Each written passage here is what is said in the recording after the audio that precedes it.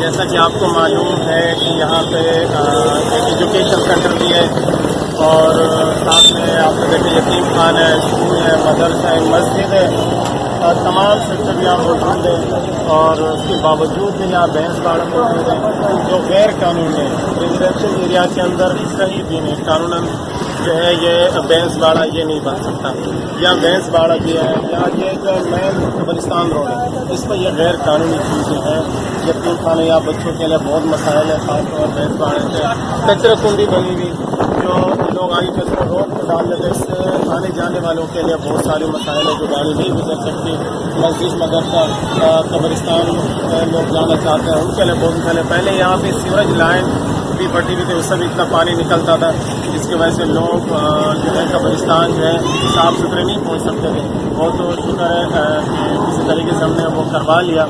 لیکن ماشاءاللہ ہماری جو ٹیم ممبر ہیں ان کی محنت سے اور جتنے بھی ہمارے دوست ہیں انہوں نے کوشش کی وہ ختم کرا دی۔ یوتھ جو ہماری ٹیم ہے اس میں عبدالرحمان ہے، شایان ہے، ثاقب ہے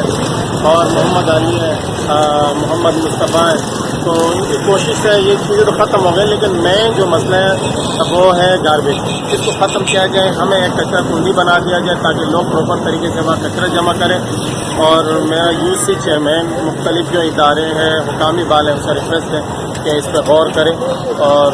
کیا نام ہے اس کے علاوہ جو سیکٹر ہے خاص طور پر جو ایجوکیشن سیکٹر ہے، گرلس کالج ہے، اس کے لیے بہت مسائل ہے کیونکہ وہ رجسٹریشن میں ان کے لیے بہت سارے مسائل، کیونکہ آج یہ بھینس باڑہ ہے اور یہ ہم گرین بیلٹ بنانا چاہتے ہیں یہاں پہ، اور یہ گرین بیلٹ کے لیے اگر یہ بھینس باڑہ جب تک ختم نہیں ہوگا تو ہم گرین بیلٹ نہیں بنا سکتے۔ تو تمام دوستوں کی مدد سے کوشش کر رہے ہیں کہ یہ بھینس باڑہ ختم ہو جائے اور ساتھ میں جو ہے کچرا کنڈی ختم ہو جائے تو ہم یہاں ایک اچھا ایک پارک کی شکل میں گرین بیلٹ بنا سکتے ہیں اور لوگوں میں جو کمیونیکیشن گیپ ہے وہ ختم ہو سکتے ہیں۔ تو حکامی بالا سے میرا یہی ریکویسٹ ہے، خاص طور پر پیڈو یوتھ انگیجمنٹ ان سے میرا ریکویسٹ ہے کہ اس سے کوشش کرے اور ہمیں جو ہے گرین بیلٹ بنا کے اور حکامی بالا سے بھی ہمیں ریکویسٹ ہے کہ وہ بھی اس میں ہماری مدد کرے تاکہ لوگوں کو ہم ایک اچھا ماحول دے سکیں۔